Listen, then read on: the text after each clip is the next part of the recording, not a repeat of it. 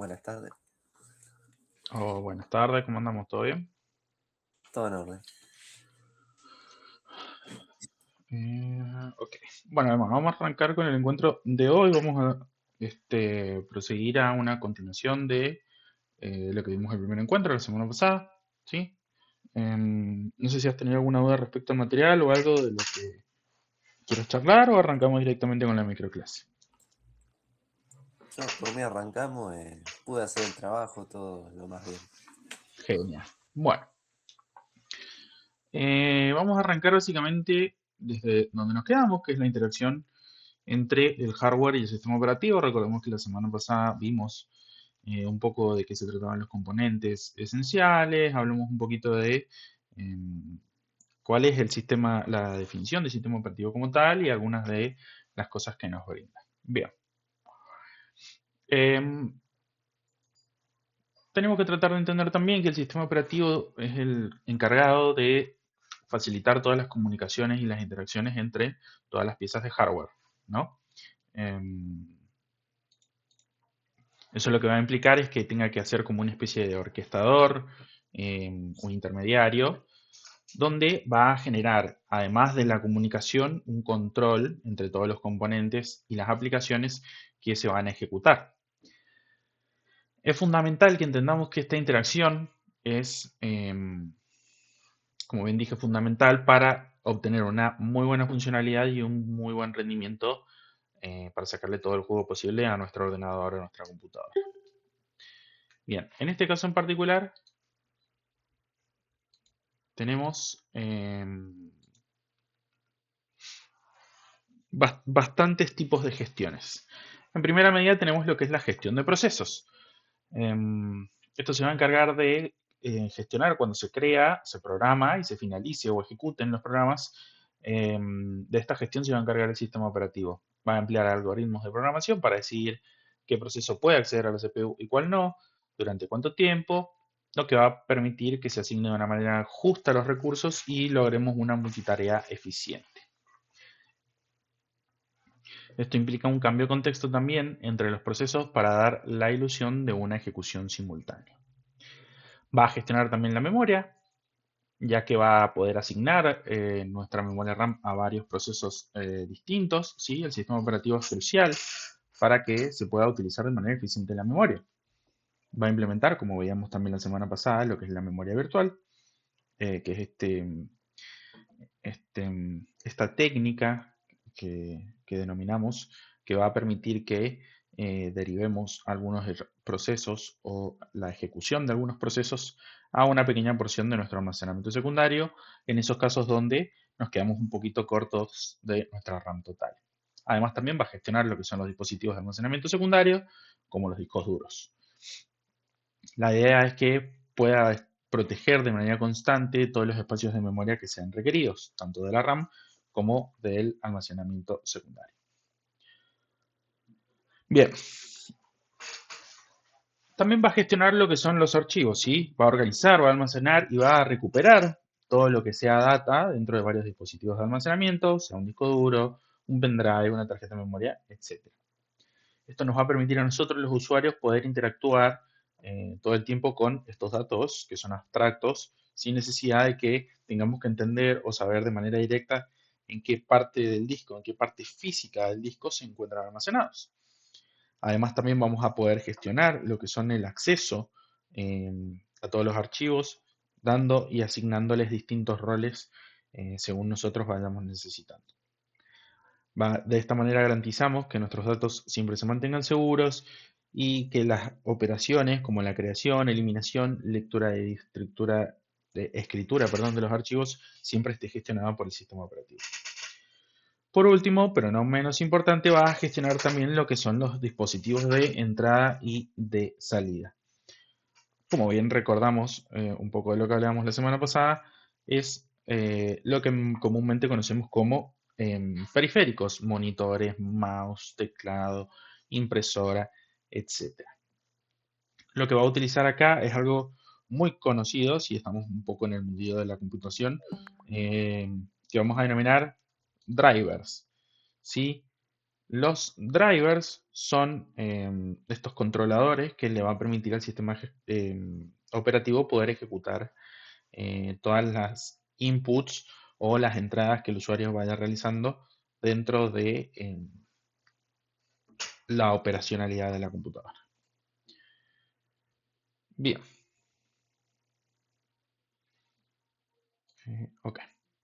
Vamos a ver cuáles son los tipos de hardware y cuáles son algunos de sus términos claves, ¿sí?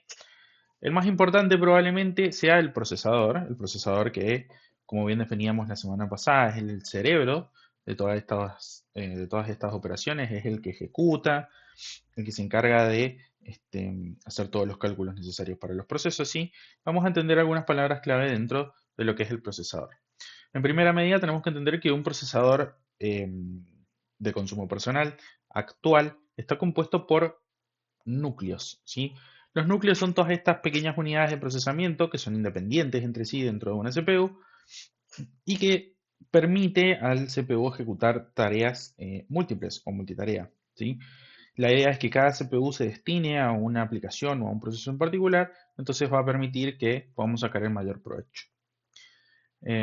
Si son consumidores, por ejemplo, eh, dentro de lo que es la compra de un procesador, vamos a entender que un procesador está dividido, como les mencionaba, en núcleos y también en hilos, ¿sí? Esto va a determinar la eficiencia y la velocidad a la que la CPU puede ejecutar tareas. Entonces, entender que a más núcleos, más hilos, más tareas y más eficiente suele ser el procesador. Eso también va a conllevar que sea un poco más caro. Em, Bien, entonces, ya que estamos hablando de lo que son los núcleos, incorporamos este nuevo término que definimos hilos. Vamos a ver de qué se tratan los hilos. Bien, los hilos en este caso, em, los hilos son divisiones dentro de cada núcleo, ¿sí? Que lo que permiten es que el núcleo pueda gestionar múltiples secuencias de instrucciones de manera simultánea. Lo que va a Perdón, lo que va a permitir es que tengamos una eficiencia que es significativamente más alta para poder gestionar muchas aplicaciones al mismo tiempo. Bien, también vamos a entender qué es la arquitectura. La arquitectura es esta filosofía de diseño de instrucciones y de estructura interna en la que se va a basar el procesador que nosotros decidamos utilizar para nuestra computadora. Bien. Em, Tenemos varios tipos, en este caso vamos a mencionar dos en particular. Una es el CISC, que el CISC es el que se va a encargar de gestionar múltiples instrucciones completas, y el RISC, que es esta computadora de conjunto de instrucciones reducidas. Obviamente que la elección va a impactar de manera directa en cómo se procesan las instrucciones. Bien, por último, vamos a ver dentro de lo que es el procesador, el reloj del sistema. El reloj del sistema va a definir a qué velocidad el procesador va a ejecutar distintas operaciones, ¿sí? Esta frecuencia está medida en Hertz, más comúnmente en gigahertz, porque es el estándar que se está utilizando para hoy en día, ¿sí? Vamos a ver que, por ejemplo, una velocidad en promedio de las más comunes es alrededor de 4.5, 4.6 GHz. Entonces esto lo que nos va a hacer es definirnos a qué velocidad el procesador va a poder resolver y procesar las distintas aplicaciones y ejecuciones que necesitemos. Obviamente que esta frecuencia está medida en miles de millones de ciclos por segundo, o sea, es algo que nosotros nos va a resultar totalmente imperceptible, no nos vamos a dar cuenta del tiempo en el que el procesador está ejecutando todas las instrucciones, pero es importante tenerlo en cuenta. Bien. Respecto a lo que es la memoria caché está dentro del procesador y vamos a ver que está dividida en niveles. El nivel 1 es el nivel más pequeño y rápido, que está ubicado más cerca de los núcleos del CPU si estamos hablando en cuestiones físicas, ¿sí? Lo que hace es almacenar instrucciones y datos a los que el núcleo va a poder acceder con mucha mayor frecuencia para poder recuperarlos de forma inmediata y obteniendo la mínima latencia posible. vamos a ver que tenemos el nivel 2, que el nivel 2 es un poquito más lento que el nivel 1 y a menudo, perdón, es utilizado por un pequeño grupo de núcleos, ¿sí? Esto nos sirve como un buffer secundario de alta velocidad para que los datos, para todos aquellos datos que no se encuentren en la caché de nivel 1. También tenemos la caché de nivel 3, que este vendría a ser la porción de memoria caché más grande, y obviamente por consiguiente la más lenta. Está típicamente utilizado entre todos los núcleos del procesador y lo que hace es actuar como un grupo común de memoria rápida para también reducir un poco la dependencia de la RAM. Obviamente, esto es mucho más lento. Buses. Buses, lo vimos en la clase pasada, también definimos que los buses son todas estas vías, estas rutas, estos caminos que se encuentran en la placa madre y que son los encargados de conectar los componentes entre sí. Bien, vamos a ver que principalmente tenemos tres tipos. El bus de datos, que lo que hace es transferir todos los que son datos reales entre la CPU, la memoria y todos los dispositivos de entrada y de salida. Y su ancho, como puede ser por ejemplo 64 bits, va a dictar cuántos datos se pueden transferir en una sola operación. Si mencionamos lo que es el bus de direcciones, el bus de direcciones lo que hace es especificar las ubicaciones de memoria donde los datos deben leerse o escribirse. El número de líneas en el bus de direcciones determina también cuál es la cantidad máxima de memoria física a las que la CPU puede acceder. Y por último, tenemos el bus de control. El bus de control transporta señales de comando y estado entre lo que es la CPU y el resto de los componentes. Es el coordinador de operaciones que están referidas a lectura, escritura, solicitudes de interrupción y el reconocimiento de transferencia de datos. Bien. Emma, si voy muy rápido o hay algo que no quede claro, que necesitas reforzar, me interrumpís, no hay ningún problema y lo charlamos, ¿sí? Te sigo. Genial. Bien. Vamos a pasar a ver cómo es que se representan los datos. Obviamente, como les mencionaba también en la clase pasada, los datos no dejan de ser impulsos eléctricos, ¿sí? A lo que el hardware, en combinación del software, digitaliza a través de medios o con esta especie de traducciones, ¿sí? Vamos a ver que la representación de datos que toma, particularmente el sistema operativo, es el lenguaje binario, ¿sí?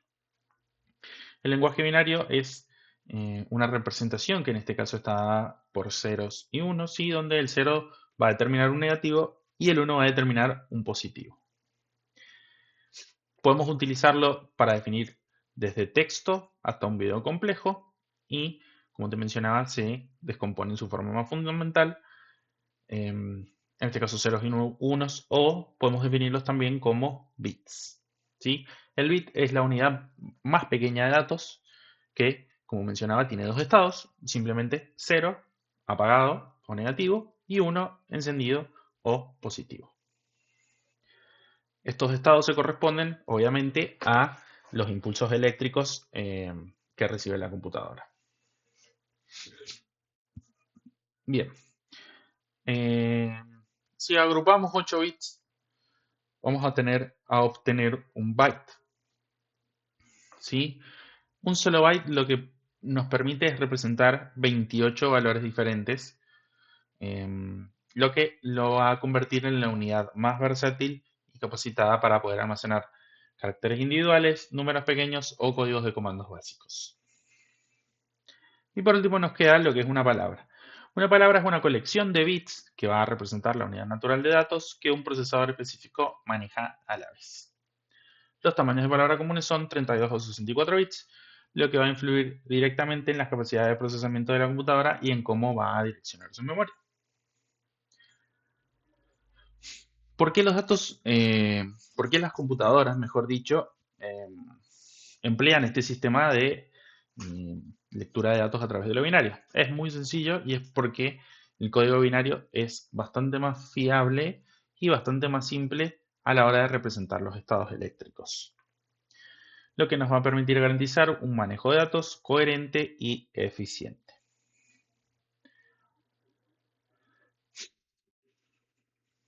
Obviamente que todos estos ceros y unos tienen que tener un sentido, tienen que tener un orden, nos tienen que poder permitir a nosotros determinar tanto letras como palabras, como por ejemplo la utilización de aplicaciones, ¿sí?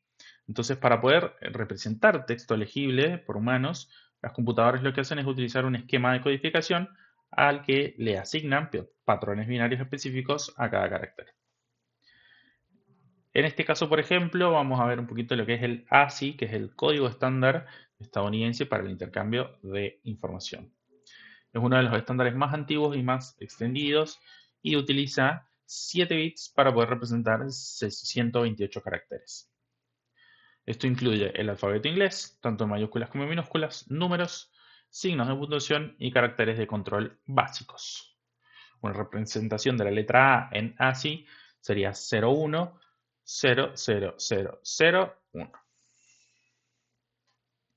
Obviamente teniendo en cuenta de que el inglés no es el único idioma disponible en el mundo, sí, tenemos distintas implicaciones y complicaciones que se fueron presentando. La ñ, por ejemplo. Exactamente. Ya, La ñ o caracteres, por ejemplo, como los rusos, todo lo que es el lenguaje asiático, claro. y vamos a necesitar una manera también de poder incluir todos esos idiomas. Entonces se procedió a la creación del Unicode y el UTF-8. El Unicode lo desarrollaron para poder abordar proporcionando identificadores numéricos únicos para cada carácter en todos los sistemas de escritura, incluyendo varios idiomas, símbolos y emojis. Y el UTF-8 es una codificación de ancho variable derivada de Unicode que está diseñada para la transmisión y el almacenamiento eficiente. Obviamente que se han convertido en la codificación de caracteres dominante para Internet y la mayoría del software moderno, ya que nos permite admitir un montón de caracteres únicos y va a garantizar la compatibilidad universal del texto. Bien. El sistema binario no es el único sistema numérico que existe y a medida que vamos avanzando también las tareas se van complejizando. Entonces, si bien el 90 y pico por ciento de las operaciones informáticas se realizan utilizando binarios, hay que tener en cuenta que también tenemos otros lenguajes numéricos que son muy utilizados. Vamos a ver en este caso en particular, además del binario, el decimal, que el decimal es el que conocemos todos, que es este número de base 10. Y aparte tenemos también lo que es el hexadecimal. El hexadecimal es un sistema de base 16, el doble que el binario, que utiliza los dígitos del 0 al 9 y las letras de la A a la F. Por supuesto que la ventaja principal que tiene es que está directamente relacionado al binario, porque cada dígito hexadecimal representa exactamente 4 bits. Esto hace que el hexadecimal sea una abreviatura muy eficiente y muy conveniente para poder representar secuencias binarias largas. Por ejemplo, cuádruple 1, cuádruple 0 en binario es simplemente F0 en hexadecimal. Se usa ampliamente en la programación de computadoras para ediciones de memoria, como por ejemplo, y esto es algo que quizás sea fácil de entender para ustedes, que son los códigos de colores, ¿sí? Un ejemplo que les damos acá es el numeral FF cuádruple 0 para poder determinar el color rojo. También se puede utilizar para mostrar datos sin procesar, ya que es bastante más legible por humanos y menos propenso a errores en cadenas largas de ceros y unos. Bien, obviamente que no todo es texto, ¿sí? Estamos en una etapa donde la globalización, sí, y la masificación de todo lo que son los medios audiovisuales eh, han hecho que nos basemos más que nada en la consumición de audio y video. Entonces vamos a ver que aparte del texto, las otras formas de medios que tenemos disponibles son imágenes, audio y video. Obviamente que también se van a convertir en datos binarios para poder procesarlos, almacenarlos y transmitirlos por la computadora. Vamos a entender que las imágenes se componen de una cuadrícula de pequeños elementos llamados píxeles, ¿sí? Cada píxel va a tener asignado un valor binario que va a representar cuál es el color y la intensidad que tiene. Por ejemplo, en un modelo de color RGB, que por si no lo sabían, es un pequeñito detalle de color. RGB significa Red, Green and Blue. Y lo que nos permite es poder combinar estos tres colores en mayor o menor medida para poder determinar toda la gama de colores que existe. Entonces cada color o componente de color va a tener su propia representación binaria y la combinación de todos estos va a crear el color final del píxel. El audio funciona de manera diferente, ya que el audio no tiene una representación visual, por decirlo de alguna manera. Podemos definirlo como ondas, ¿sí?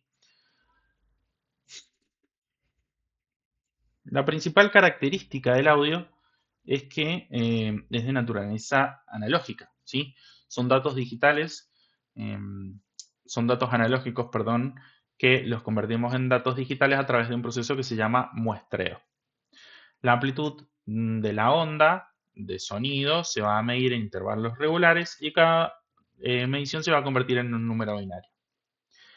Una frecuencia de muestreo y una profundidad de bits más alta dan como resultado una representación de audio digital más precisa y de mayor fidelidad.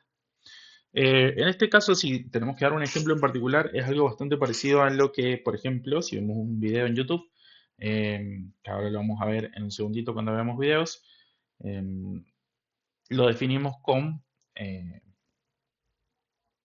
144, 240p, 360p. Eso va a determinar la calidad del video y del audio. En el audio funciona igual, pero en el audio también está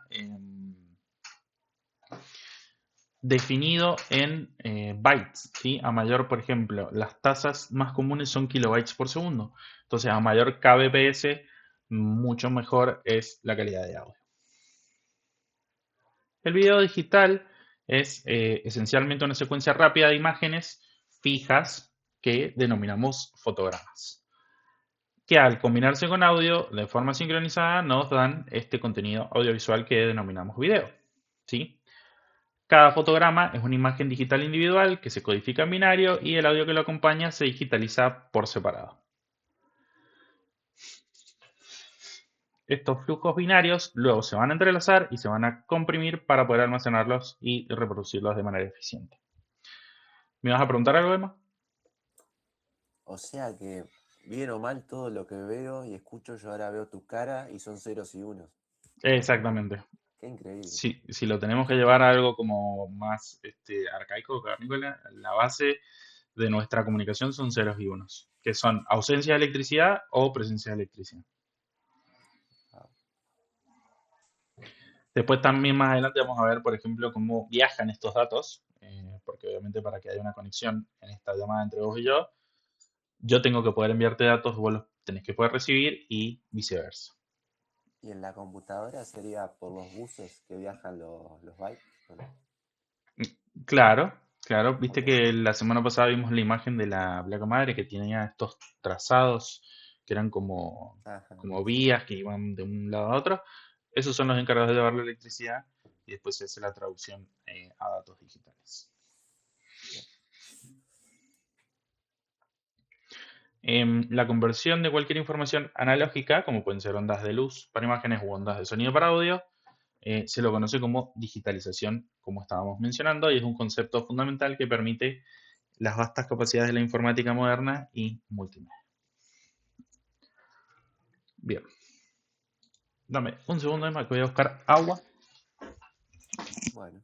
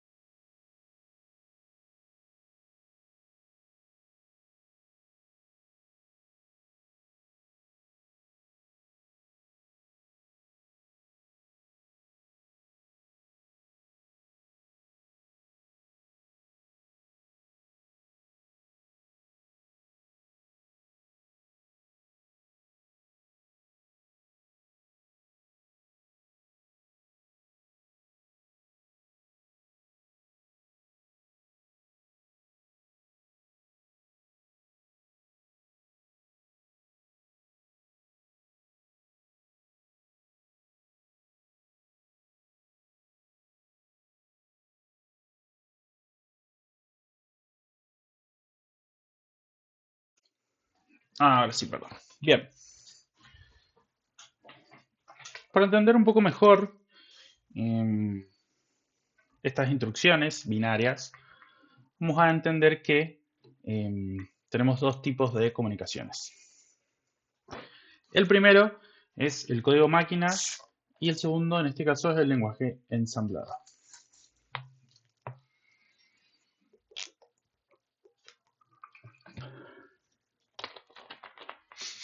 Bien. El código máquina son instrucciones binarias ejecutadas directamente por la CPU. Diferente para cada arquitectura de procesador. Este código binario, sin procesar, manipula directamente los componentes de hardware de la CPU, lo que representa el nivel más bajo de programación. Obviamente que va a ser único para cada tipo de procesador específico, lo que hace que sea extremadamente difícil para los humanos escribirlo o leerlo directamente. Aparte también tenemos el lenguaje ensamblador. El lenguaje ensamblador es una representación simbólica legible por humanos del código máquina. ¿Sí? El ensamblaje utiliza mnemónicos como mob, move, add o jump y etiquetas, lo que ofrece que una ligera abstracción sobre el código máquina puro. A menudo se utiliza para las tareas de rendimiento crítico, desarrollo de sistemas operativos o programación de sistemas de bajo nivel, ya que nos va a proporcionar control directo sobre el hardware sin tener que lidiar con binarios puros. Si vemos el ejemplo, vamos a decirle que move al 61H nos va a decir que va a mover el valor hexadecimal 61 al registro AL.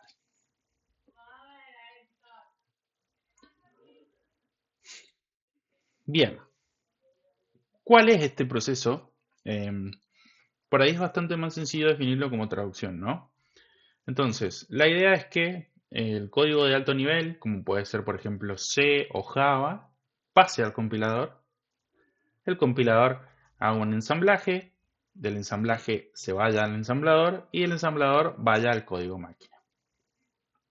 Porque la CPU solo va a poder ejecutar código máquina, ¿sí? Entonces va a ser necesario que todos aquellos lenguajes que son de nivel superior deban traducirse a este formato binario. Esta traducción es un proceso esencial de varios pasos, ¿sí? No es algo que se haga de golpe. Entonces vamos a necesitar un compilador que primero convierta todo el código fuente de alto nivel legible por humanos en lenguaje ensamblador. Posteriormente, un ensamblador traduce este código ensamblador en el código máquina binario preciso que la CPU pueda comprender. Y este enfoque en capas permite a los desarrolladores escribir software complejo de manera más eficiente. Bien. Ahora vamos a ver un proceso muy interesante y muy importante que denominamos interrupciones. ¿Qué es una interrupción? En primera medida, una interrupción es una señal enviada a la CPU que detiene de manera temporal la ejecución normal para manejar un evento de mayor prioridad. La idea es que entendamos que es como si alguien te tocara en el hombro, ¿sí? Mientras estás trabajando para que vos prestes atención de manera inmediata a lo que te están pidiendo. Las interrupciones son cruciales para poder permitir que la CPU gestione de manera eficiente las operaciones de entrada y de salida y gestione varios eventos asíncronos sin sondeos constantes. Van a asegurar la capacidad de respuesta y van a permitir el buen funcionamiento de la multitarea en sistemas operativos modernos. Bien, tenemos tres tipos de interrupciones. La primera son las interrupciones de hardware, ¿sí? Que están generadas por dispositivos externos. En este caso, puede ser un movimiento del ratón, puede ser apretar una tecla, puede ser el vencimiento de un temporizador o la llegada de datos de una tarjeta de red. Lo que van a señalar es que un dispositivo necesita atención inmediata. Aparte de esto, tenemos lo que son las interrupciones de software, ¿sí? Las interrupciones de software son solicitudes explícitas de un programa en ejecución al kernel del sistema operativo para servicios como leer un archivo, asignar memoria o imprimir un documento. A menudo también las conocemos como llamadas al sistema. Por último, vamos a tener lo que son las excepciones. Las excepciones están hechas para todos aquellos errores que ocurren dentro de la CPU durante la ejecución de cualquier programa. Un ejemplo muy común es intentar dividir por cero. No se puede dividir por cero, el CPU entiende que no se puede dividir por cero, entonces lo que va a hacer es devolver un pequeño error o un pequeño mensaje que indique que la acción que se está tratando de realizar no se puede ejecutar. Además de esto, también las excepciones ocurren cuando se trata de acceder a una dirección de memoria no válida o cuando tenemos, por ejemplo, un cuello de botella o desbordamiento. Bien, ¿qué ocurre dentro de la CPU cuando se sucede una interrupción? Bien, en primera medida vamos a entender que la CPU va a guardar todo lo que tenga en su estado actual, pausando de manera temporal la tarea en la que está realizando, guardando también información que es crucial, como por ejemplo el contador de programa, los valores de los registros y los indicadores de estado en la pila. Esto lo que va a hacer es preservar el contexto del proceso interrumpido. En segundo paso, va a saltar a una dirección específica. La CPU determina el tipo de interrupción y encuentra la dirección del controlador de interrupciones apropiado en una tabla predefinida. En tercera medida, va a ejecutar la rutina de servicio de interrupción o la ISR. La CPU salta y ejecuta la ISR, que es una pieza de código dedicada diseñada para procesar eventos específicos, como puede ser, por ejemplo, leer la entrada del teclado, completar una operación de disco o manejar un error. Por último, lo que va a hacer es regresar a la tarea anterior. Después de que la ISR completa su trabajo, la CPU va a restaurar el estado que guardó y va a reanudar la ejecución normal del programa original desde donde lo dejó. Tenemos que entender que las interrupciones son fundamentales para el funcionamiento de cualquier sistema informático moderno. Nos permiten una utilización eficiente de los recursos al permitir que la CPU realice otras tareas mientras espera que se completen operaciones de dispositivos de entrada y salida. Sin interrupciones, la CPU lo que tendría que hacer es chequear de manera constante durante todo el proceso en el que esté prendido todos los dispositivos que estén conectados en él para ver si están requiriendo atención o si están efectuando alguna actividad, lo que nos provocaría un desperdicio en ciclos, un rendimiento deficiente y la incapacidad de ejecutar múltiples programas de manera simultánea. Tenemos que entender que son la columna vertebral de la multitarea y la capacidad del sistema de respuesta del sistema en tiempo real.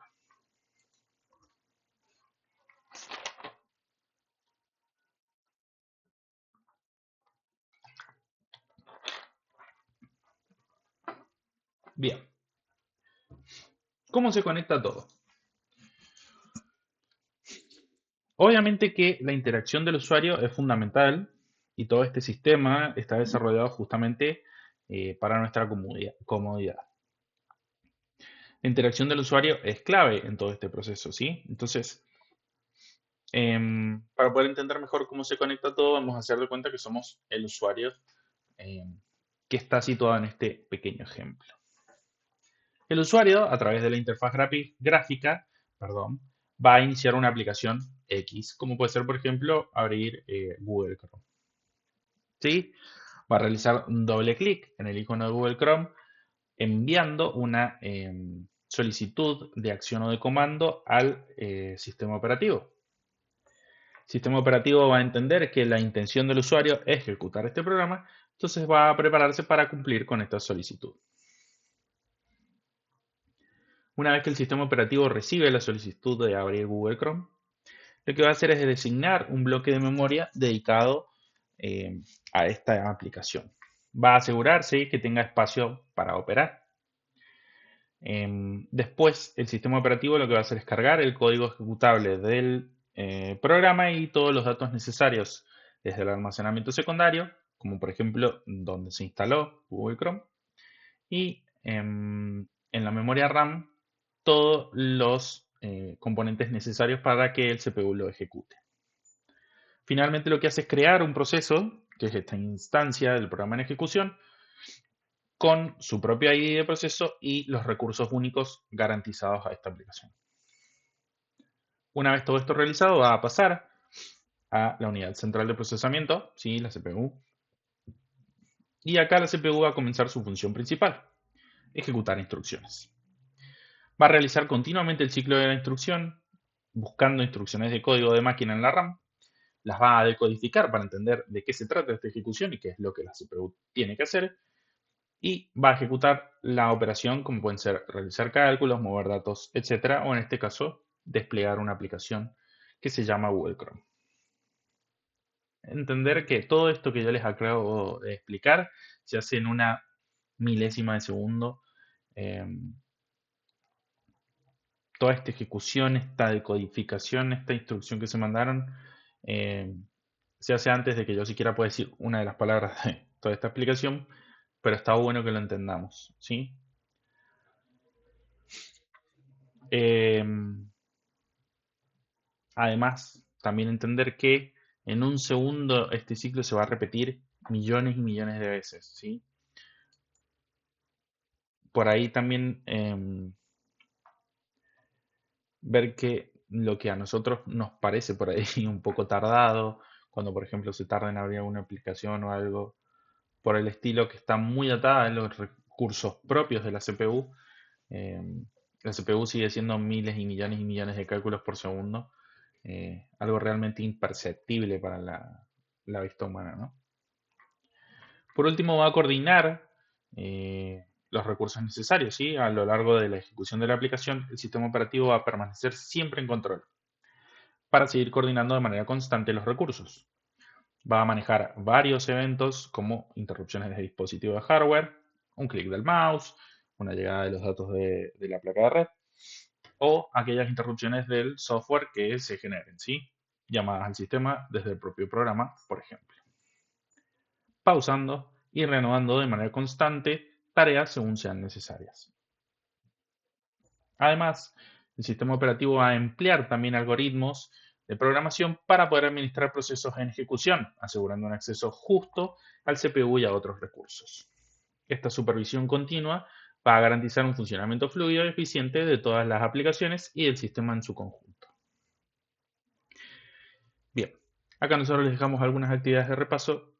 Estaría bueno que no son entregables, pero para poder asimilar un poco mejor los conocimientos, eh, las puedan realizar. El PDF ese no lo vi, profe. ¿Dónde lo puedo ver?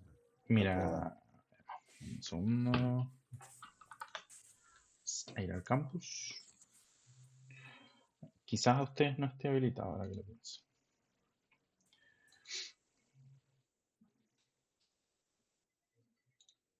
¿A vos te sale la pestaña de microteaching o no? Ya te digo, a ver. Eh,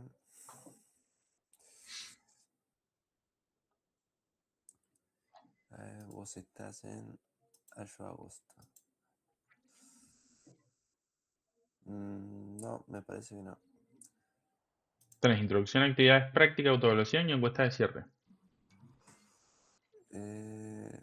Introducción a arquitectura y sistema operativo, repaso de parciales, comisiones, evaluaciones, encuentros sincrónicos y Ujú. trabajo integrador. Dentro de la introducción a la arquitectura de computadoras. Eh, Ajá, ahí. Microteching. Bien, y acá en material, Ajá. si le haces clic te va a abrir el enlace que estamos viendo ahora. Ah, bien. Bien, y acá aparte de más tenemos algunas actividades de repaso, un simple verdadero y falso, nada muy complicado, a modo de resumen de lo que hemos estado viendo. Bien, además, ya que estamos acá, podemos debatir un ratito. ¿Cuál te parece para vos que es la parte del sistema informático que es más invisible, pero a la misma vez es más esencial?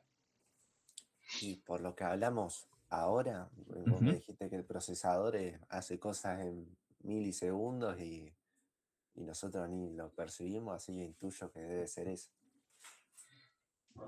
Sí, yo por ejemplo haría una mención honorífica a la RAM, Pero para mí siempre el CPU va a ser lo más importante, es el cerebro, es lo que conecta todo, es lo que ejecuta todo. eh, Tiene muchas... En la este, RAM, por ejemplo, se guarda la imagen que estoy viendo ahora. O sea, cada sí. píxel. Ujú. Ah, ok. La RAM lo que hace es mostrarte o almacenarte de manera temporal todo lo que estés viendo en este momento. Todo aquello que vos no hayas guardado o que decidas guardar, al momento que apagues la compu este, se va a eliminar. Por ejemplo, em, es muy común cuando, por ejemplo, se te corta la luz que viste que tenías abierto miles de cosas y Sí, se apagó. Una vez que volviste a prender la compu no estaban. Eso es porque estaban todos almacenados en la memoria RAM. Es claro. una pequeña forma de entender. Después más adelante también vamos a ver algunos términos un poco más complejos, como por ejemplo hay datos que se pueden recuperar, que estaban almacenados por ahí en la memoria caché, que son las que vimos más adelante, pero también implica tener que hacer algunas cositas extra. Y Bien. cada píxel, Ujú. un RGB, mencionaba que era. Claro, RGB que es red, Green and Blue, son las siglas que es rojo, verde y azul. Ajá. Con esos tres colores, y combinándolos en mayor o menor medida, eh, podemos lograr el espectro de toda la gama de colores. Y Em, cada píxel son ceros y unos. Exactamente. Ah, Esos bien, bien. ceros y unos definen la posición del rojo, del blanco, del azul.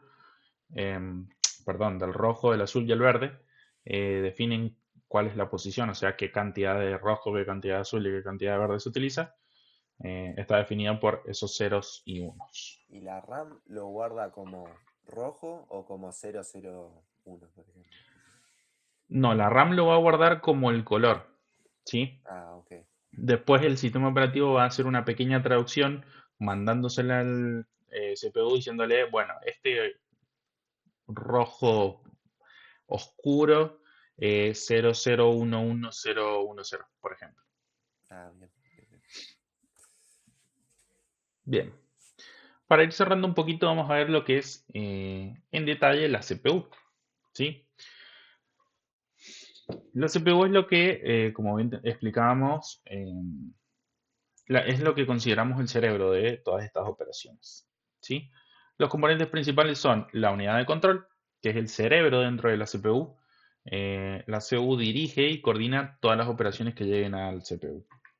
Obtiene las instrucciones de memoria, las decodifica y luego gestiona el flujo de ejecución, enviando señales de control a otros componentes. El segundo componente es la ALU, la unidad aritmético-lógica.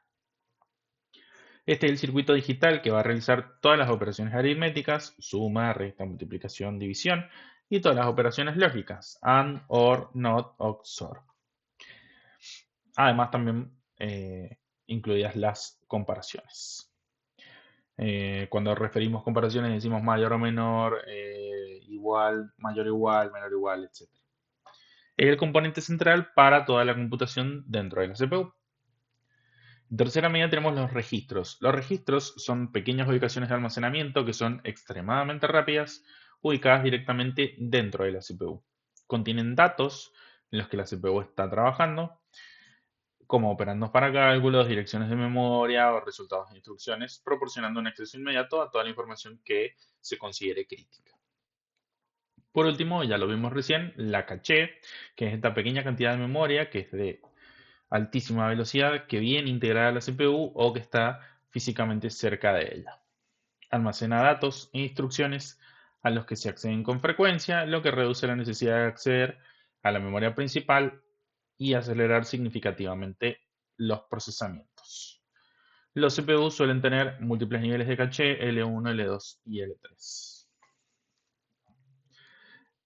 Las CPU modernas, sí, como mencionábamos al principio de esta microclase, contienen miles de millones de transistores que pueden ejecutar miles de millones de instrucciones por segundo.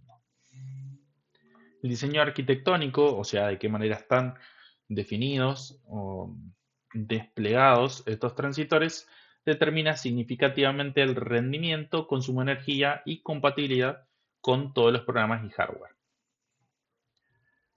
Estamos sujetos a la innovación continua en el diseño de la CPU, ya que esto se centra en aumentar la potencia de procesamiento mientras se gestiona la disipación de calor y la eficiencia energética. Todos los avances en los procesos de fabricación permiten colocar más transistores dentro de un solo chip, lo que conduce a una mayor complejidad y capacidades.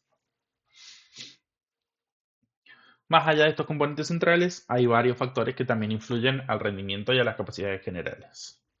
La primera es, como mencionábamos más arriba, la velocidad de reloj, que está medida en gigahercios e indica cuántos ciclos de instrucción va a poder completar la CPU por segundo. A mayor velocidad de reloj, más alta generalmente suele significar un procesamiento mucho más rápido, pero vamos a entender que no es el único factor. Si tenemos una velocidad de reloj sumamente alta, pero por ejemplo la velocidad de nuestra RAM no va acorde a esta velocidad de reloj, se va a producir ese famoso cuello de botella, entonces no vamos a estar aprovechando al máximo el potencial de nuestro procesador. Los núcleos, que son estas unidades de procesamiento independientes que van a realizar toda nuestra multitarea y, como también explicábamos más arriba, a más núcleo, más tareas se pueden ejecutar. Los hilos, que son las secuencias de instrucciones que un programador puede gestionar de forma independiente, y vamos a ver que son muy comunes en las CPUs modernas con estos sistemas de hyperthreading o multithreading simultáneo que va a permitir que cada núcleo físico, gestione múltiples hilos de manera simultánea, lo que va a aumentar una eficiencia. Y por último, la ISA o la arquitectura del conjunto de instrucciones, ¿sí? La ISA lo que define es el conjunto de instrucciones que una CPU puede entender y ejecutar. Las ISA comunes incluyen x86, que es la utilizada en la mayoría de escritorios y portátiles, y ARM, que es la predominante en dispositivos móviles. Así que, Emma, vamos a ir terminando la microclase de hoy. No sé si te ha quedado alguna duda, alguna consulta que quieras realizar. No, sobre, para llegar a esta clase, digamos, ¿qué recomendás? ¿Resolver primero el material y después consultar con vos? ¿O hacer La las idea clases de, y la luego idea de las resolver? microclases, Emma, es lo primero que mencioné así. Si se puede, si existe la posibilidad de que ya vengas con el práctico resuelto o a medio resolver, por ahí te va a ayudar un poquito más. Y aparte también para poder resolver las dudas, que yo sé que por ahí solo en la casa hay herramientas para acudir, pero por ahí hay algo que no ha quedado claro, alguna resolución, alguna consigna, y de última, si te la traes anotada, la podemos charlar y Está bien. guiarte en lo que necesites. Cualquier De todas cosa, un maneras, mensajito te mando. obvio, por supuesto, de todas maneras Bien, también bien. entiendo que mi clase es el lunes, entonces por ahí está medio complicado ya tener los prácticos resueltos, así que no hay problema. Si no hay duda, vamos a ver una microclase como hoy, y si hay dudas, resolvemos las dudas primero. Está bien, está bien. Así que bueno, nada, Emma, gracias por sumarte otra vez. Te deseo una excelente semana y cualquier duda que tengas, me mandas un mensajito, ¿te parece bien? Igualmente, muchas Dale, gracias. nos vemos. Un abrazo. Abrazo.